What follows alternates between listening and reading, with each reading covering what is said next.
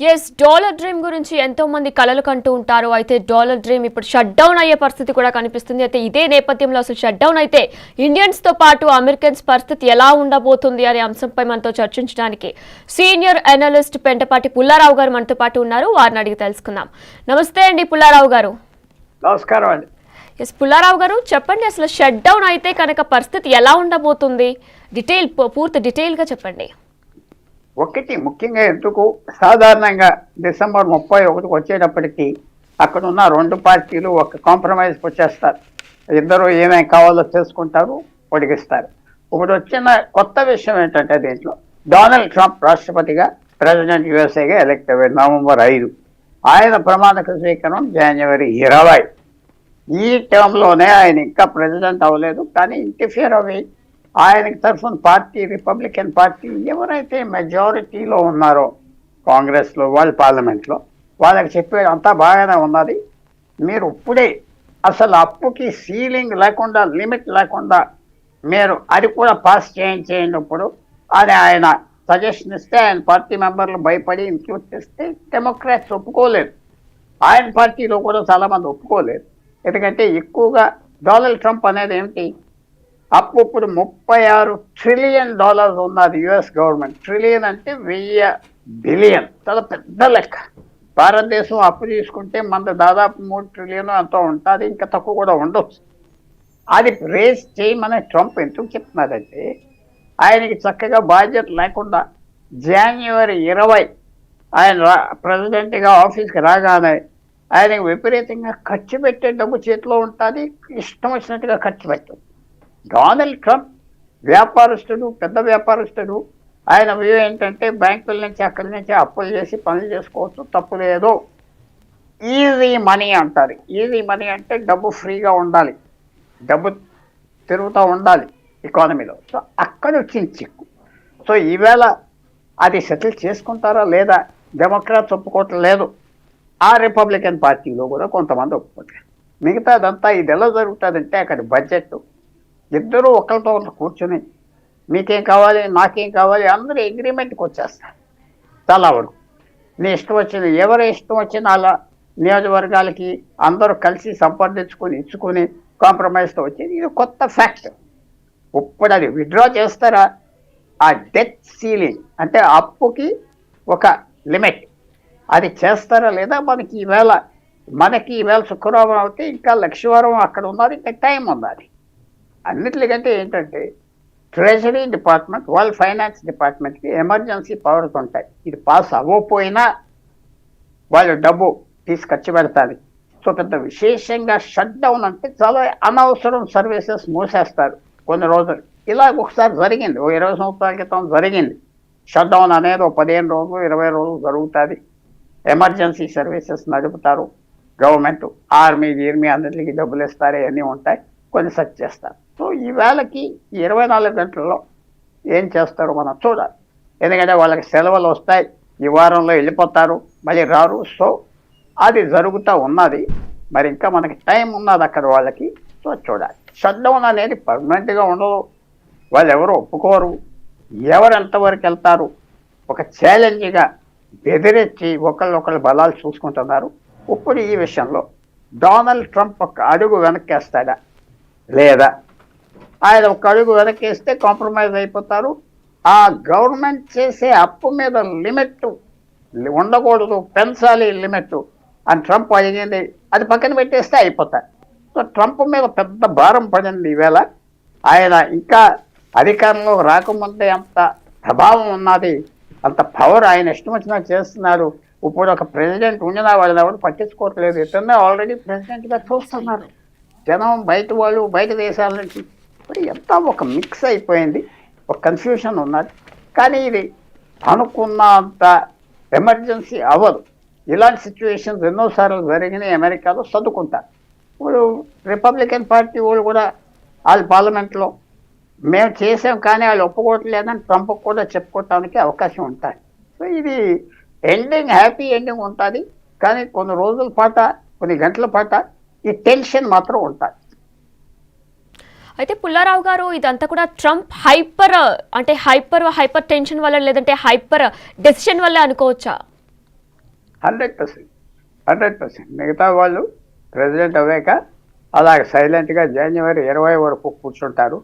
ఈయన ఇప్పుడైతే president అవ్వాడు November 5 నుంచి హెడ్లైన్స్ని, మీడియాని, యాక్షన్ని ఆయన డామినేట్ చేస్తారు. ఆయన ఇతర ఫ్రాన్స్ కూడా మొన్న ఆయన ప్రెసిడెంట్ కాకపోయినా ఒక పెద్ద ఫంక్షన్కి వెళ్ళాడు. ఆయన యుఎస్ ప్రెసిడెంట్గానే రిసీవ్ చేసుకున్నారు ఆయన ఫ్రాన్స్లో. ఎందుకంటే ఈయన గత 4 సంవత్సరాలు చేసేది. ఈయన చాలా టెంపరమెంటల్ మనిషి.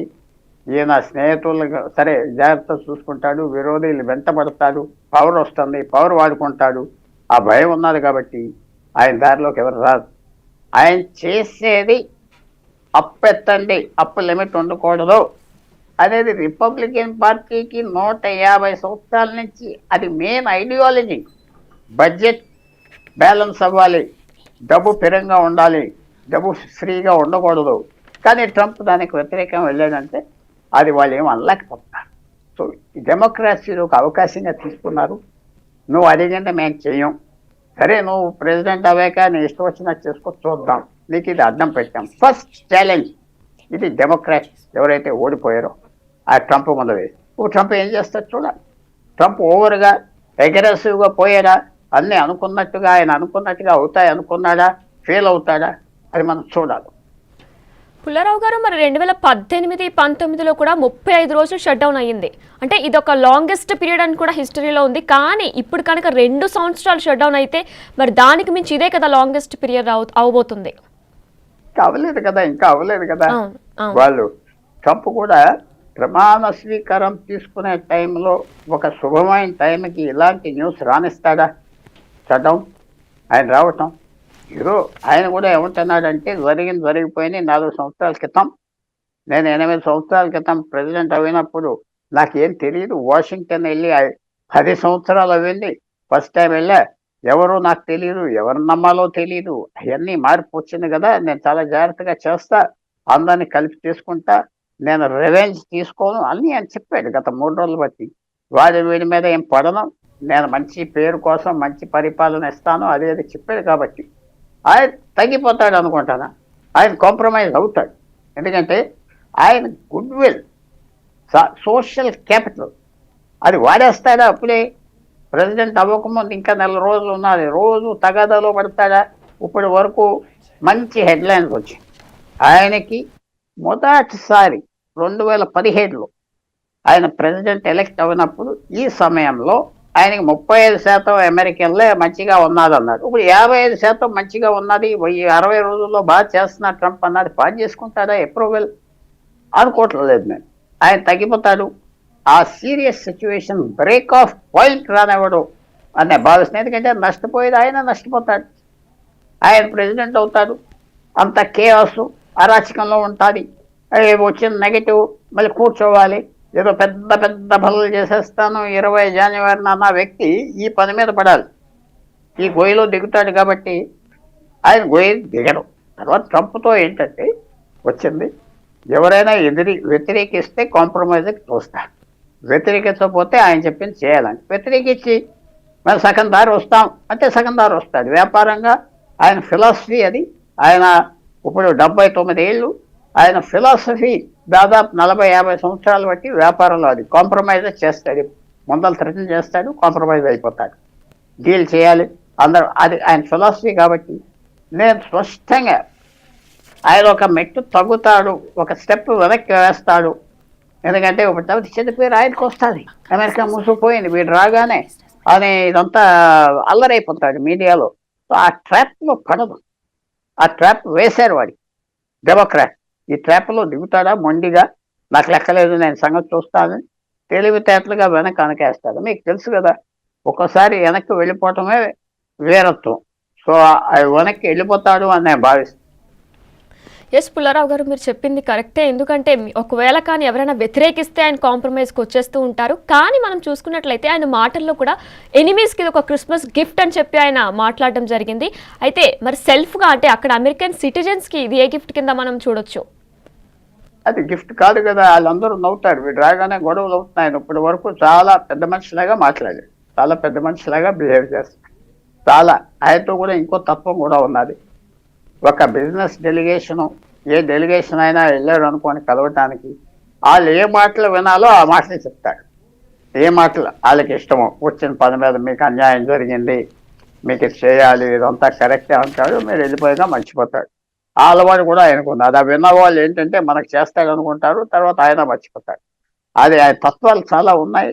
చాలా కొన్ని మీకు మీరు వచ్చి కలిస్తే మీకు ఏ మాటలు నచ్చుతాయో ఆ మాటలు చెప్తాయి.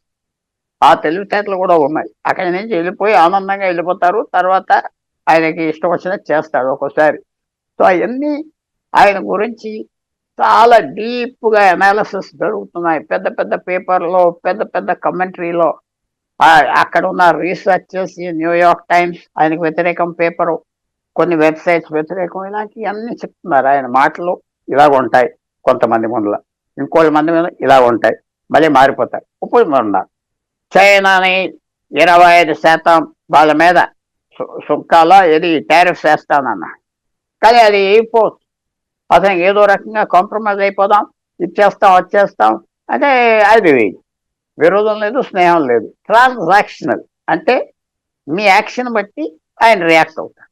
మీరు ఒక ఏదన్నా ఆఫర్ చేస్తే యాక్సెప్ట్ చేస్తే ఈ విరోధం లేదు, ఏదో లేదు, అంతా మర్చిపోతాడు. అందువల్ల భారతదేశంలో కూడా మనకు తెలిసింది ఏమిటంటే ఆయన మన మీద మంచిగా ఉండినా ఆయన అనుకున్నా చేస్తాడు. మనం కూడా ఒక విషయం, భారతదేశంతో ట్రంప్ ఏంటి, ఫస్ట్ వాళ్ళు ట్యాక్స్లు ఎక్కువ వేస్తున్నారు మన వస్తువుల మీద, మనం కూడా వేస్తామన్నాడు నిన్నామన్నా. తప్పకుండా భారతదేశం అది అర్థం చేసుకుంది. అదొక విరోధి మాట్లాడినట్టుగా కాకుండా ఆయనతో మీరు చెప్పింది రైట్ అంటే అది తగ్గిస్తున్నామంటే వెళ్ళిపోతాడు, పెద్ద పట్టించుకోడు. మళ్ళీ భారతదేశం సబ్జెక్ట్ రావడానికి మళ్ళీ 3 నెలలు పడుతుంది, ఎందుకంటే ప్రపంచంలో ఆడావిడంతా అసలు. సో ట్రంప్ ఈవేళ ఈ యుద్ధానికి దిగుతాడా, బురదలో దిగుతాడా? డెమోక్రాట్స్ ఆయన బురదలో దింపటానికి ట్రై చేస్తున్నారు. దిగుతాడా?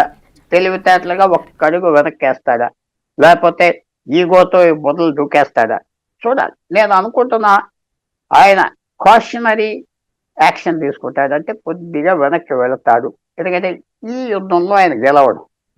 ఎంత దేశం కట్ ఆఫ్ అయిపోతే ఏమంటారు, అది షట్ డౌన్ అయిపోతే అంత ఆయనకే చెడ్డ వస్తుంది. ఇన్న చేశాడు అంతా తిడతారు. కాబట్టి అది చేయడం నేను భావిస్తాను.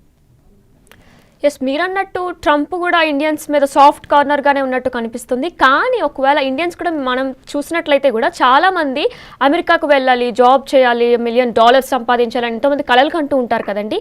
కానీ మరి ఇండియన్స్కి ఇది ఎలా ఎఫెక్ట్ కాబోతుంది, దీని గురించి ఏమైనా చెప్పగలరా? ఏది ఈ షట్ డౌన్? షట్ డౌన్ పెద్ద ఇంపాక్ట్ ఉండదు, ఎందుకంటే అందరూ ప్రైవేట్ కంపెనీలతో పనిచేస్తున్నారు. ప్రైవేట్ కంపెనీలలో వాళ్ళ జీతాలు వాళ్ళకి వస్తాయి. అమెరికన్ గవర్నమెంట్ ఖర్చు మీద ఎక్కువ ఇంపాక్ట్ ఉంటుంది. అమెరికన్ గవర్నమెంట్లో ఎవరు పనిచేస్తున్నారు, అమెరికన్ గవర్నమెంట్ సేవలు ఎవరు తీసుకుంటున్నారు, హాస్పిటల్, దాని మీద వస్తాయి వాళ్ళు ఖర్చు పెట్టేది. ఇండియన్స్కి అంత ఇంపాక్ట్ ఉండదు. ఇది ఎందుకంటే ఇది ఒక 10 రోజుల్లో, ఒకవేళ షట్ డౌన్ వచ్చినా 10-15 రోజుల్లో తేల్చేసుకుంటారు. ట్రంప్ చెప్పిన మాట వినకుండా ఆ రిపబ్లికన్ పార్టీలో వాళ్ళ పార్లమెంట్లో ఉన్న వాళ్ళే తగ్గిపోతారు, వాళ్ళ మీద కూడా ప్రెషర్ వస్తుంది అనే విధాలుగా.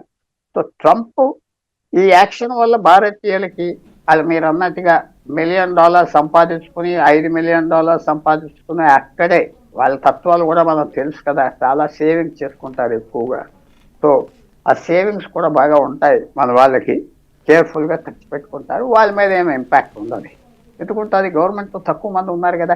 H-1B వీసా మీద వెళ్ళిన గవర్నమెంట్ సర్వీస్ ఇవ్వరు కదా, మిగతా వాళ్ళు టెంపరీ వర్కర్స్కి ఇవ్వరు కదా. ఎవరైతే అక్కడ సిటిజన్స్ ఉన్నారో 10 లక్షల మంది, వాళ్ళు అందరూ గవర్నమెంట్లో లేరు కదా. 10,000 మంది 20,000 మంది ఉంటారు, అంతా చాలా మంది స్టేట్ గవర్నమెంట్స్లో ఉంటారు. పెద్ద ఇది రూటీన్, పెద్ద ఇంపాక్ట్ ఏం లేదు భారతీయుల మీద, అస్సలు ఇంపాక్ట్ ఉండదు. మరి పుల్లారావు గారు, వారికైనా తర్వాత పేమెంట్స్ ఇస్తారా? దేని గురించి? వాళ్ళ అగ్రిమెంట్కి వస్తేదా ఈ 10-15 రోజు? అదే ఇస్తారు. తప్పదు, ఎందుకంటే లేకపోతే క్రాష్ అయిపోతాడు. అప్పుడు ఏమవుతుందంటే డొనాల్డ్ ట్రంప్ మాట వినకుండా రిపబ్లికన్ పార్టీ సెట్ అవుతారు. వాళ్ళ మాట వినరు. ఇప్పుడు ఫస్ట్ ఏం చేశారంటే ఆయన మాట విన్నారు, ఎందుకంటే ఆయన మాట వినకపోతే గొడవ వస్తుందని విన్నాం. వింటే పని అవ్వట్లేదు, మీరే చెప్పండి, మీరు ఏం చెప్తే అది చేస్తామని పెడతారు. ఆయన బల్ల మీదే డిసైడ్ చేయమంటారు. ఇప్పుడు ఆయనకి 2 విధానాలు ఉన్నాయి. ఒకటి కాంప్రమైజ్ అయిపోవాలి, లేకపోతే నో ఒప్పుకోవద్దు, ఏమవుతుందో చూద్దాం, షట్ డౌన్ అంటారా, నేను ఈ 8 సంవత్సరాల్లో కొంచెం మంచి తెలివితేటలు వచ్చినాయి అనుకుంటున్నాను. ఆయనే అంటున్నాడు, నాకు చాలా జ్ఞానం వచ్చింది 8 సంవత్సరాలు, ప్రభుత్వం ఎలా పనిచేస్తుంది, రాజకీయం అంటే ఏంటి అని అన్నాడు. కాబట్టి ఆయన దీని ఇంత సీరియస్గా అయిపోతుంది అనుకోలేదు. అందరూ ఆయన చెప్పిన దానికి ఓటేసేస్తారు అనుకున్నారు. ఇది ఫస్ట్ ఛాలెంజ్. అలాగే డొనాల్డ్ ట్రంప్ మెల్లిగా అర్థం చేసుకునేది ఏంటంటే, అమెరికన్ ప్రెసిడెంట్ అవ్వచ్చు కానీ ఆయన మాట వినరు. ఈవేళ వరకు ఇతర దేశాలకు సంబంధించినటువంటి సమస్యలు మీకు చెప్తా. ఒకటి, రష్యాని యుక్రెయిన్ యుద్ధం ఆగిపోండి అన్నాడు. ఆగలేదు కదా. నేను ప్రెసిడెంట్ అవ్వాక మీ డబ్బు ఆఫ్ చేసేస్తాను చూద్దామన్నా. మర్యాద ఇస్తున్నారు, ఆగలేదు కదా. అలాగే హమాస్ అన్న వాళ్ళకి జనవరి 20 లోపల మీరు తీసుకొచ్చిన బందీలందరినీ దాచిన వాళ్ళని వదలకపోతే ఏం చేస్తానో చూడన్నారు. ఏదో చేయొచ్చు వాళ్ళు మెల్లిమెల్లిగా చేసి, కానీ అవ్వలేదు కదా. ఆయన ఆర్డర్ ఇస్తే అవ్వదు, వెంటనే అవ్వదు. కొన్ని దేశాలు భయపడతారు, కొన్ని దేశాలు భయపడరు. మెక్సికో భయపడలేదు. మెక్సికోని థ్రెటన్ చేశాడు, 25% మీ మీద సుంకాలు ఏమంటారు టారిఫ్ చేస్తా అన్నాడు.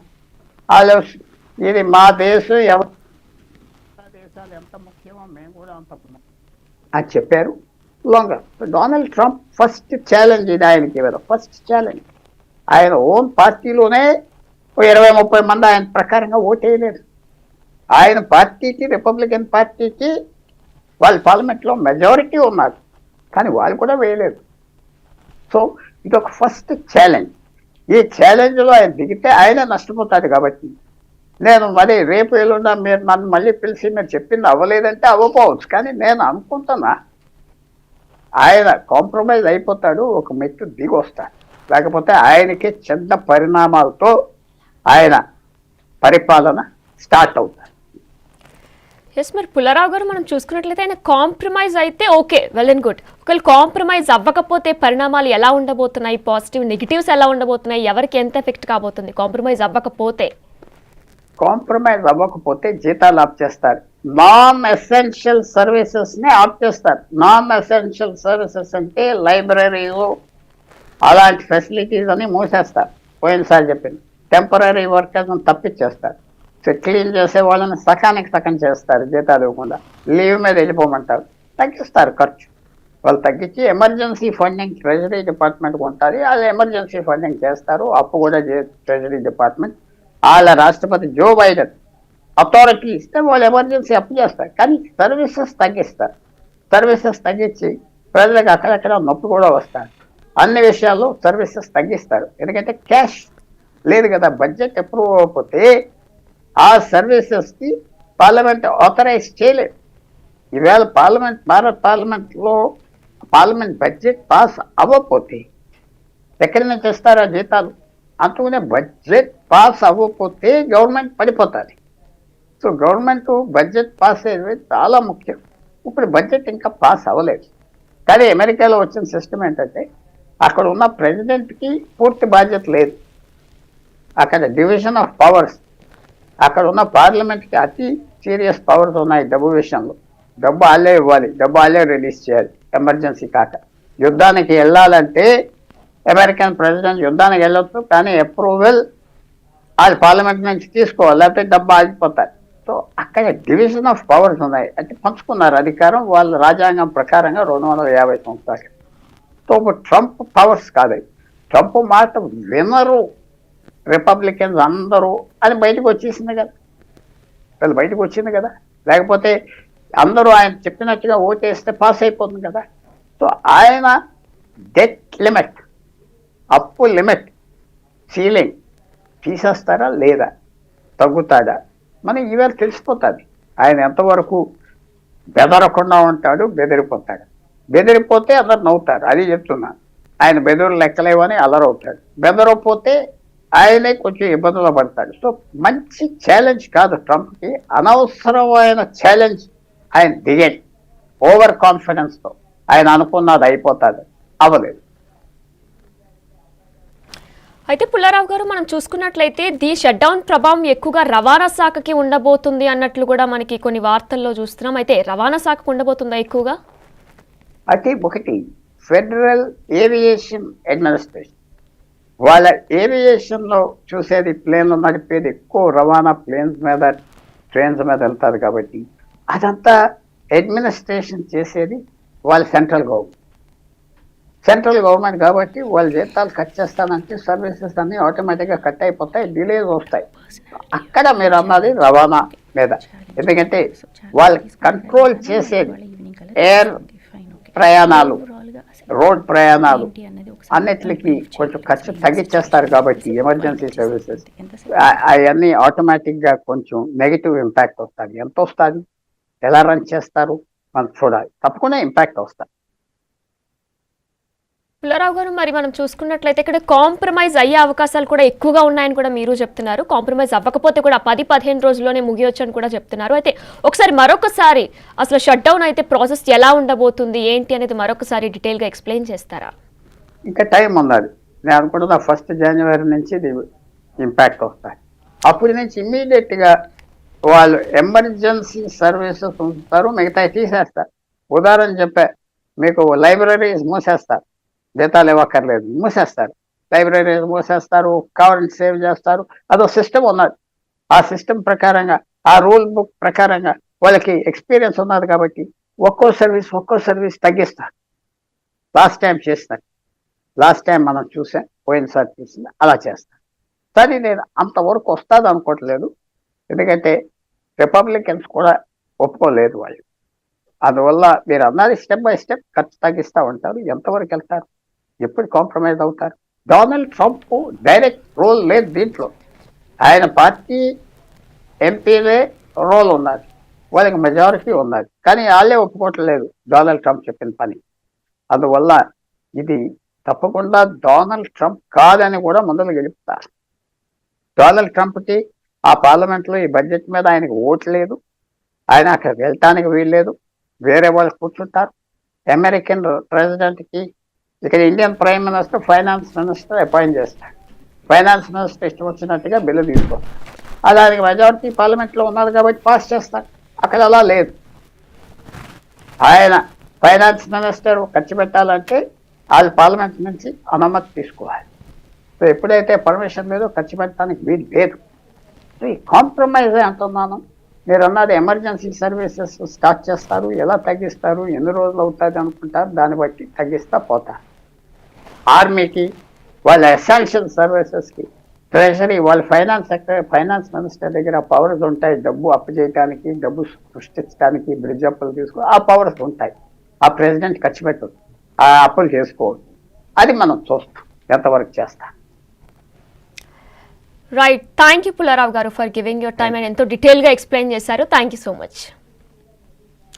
ఎస్, మనం చూసుకున్నట్లయితే అంటే ఈ రోజు గురువారం కాబట్టి వాళ్ళకి రేపు శుక్రవారం అర్ధరాత్రి లోపుగా మనకు తెలియబోతుంది. అంటే ట్రంప్ ఛాలెంజ్ని ఫేస్ చేయబోతున్నారా, ఒకవేళ ఫేస్ చేయకపోతే ఎటువంటి పరిణామాలు, షట్డౌన్లో ఎటువంటి పరిణామాలు ఎదుర్కోబోతున్నాయని కూడా మనం వేచి చూడాల్సి ఉంది. అయితే దీనిలో మరీ ముఖ్యంగా కూడా ప్రైవేట్ కంపెనీస్, అంటే ప్రైవేట్ సెక్టార్లు ఎవరైతే పనిచేస్తున్నారో వారు ఏ విధంగా కూడా భయపడాల్సిన అవసరం లేదు. అలానే ఇండియన్స్ కూడా ఎటువంటి విధంగా భయపడాల్సిన అవసరం లేదు. మరి ఏం జరగబోతుంది అనేది రేపటి వరకు, అంటే రేపు వారికి శుక్రవారం కాబట్టి రేపు అర్ధరాత్రి వరకు కూడా మనం వేచి చూడాల్సి ఉంది.